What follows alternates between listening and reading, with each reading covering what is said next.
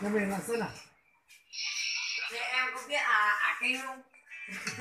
Bây giờ nhà mình ở Cao Bằng. Sửa trong đi đâu đó có cái gì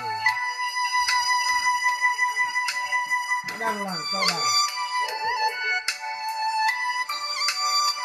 Em sắp nghỉ Là Lạng Sơn thì đứa có Facebook, đứa có file. Xin chào của mình tí từ cái con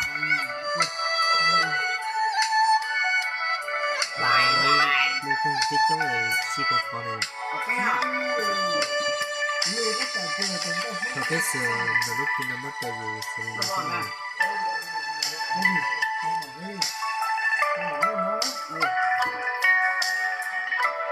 là việc phải biết đọc sạch và sự nó rất nhiều phút tao này được nên cái con của nó thì cũng như vậy thôi mà chỉ có một nó cũng mua rồi này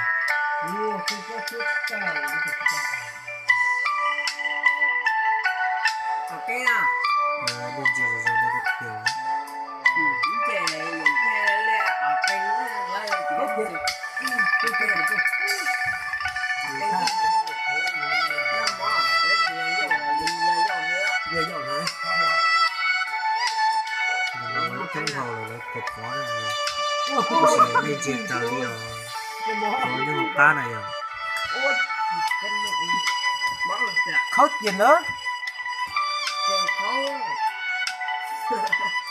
Mày khai giờ không phải nữa. Anh Kim. Bây giờ này từ giờ từ mình từ giờ từ mình giờ thứ ba thì nó có phải như thế này già kiểu này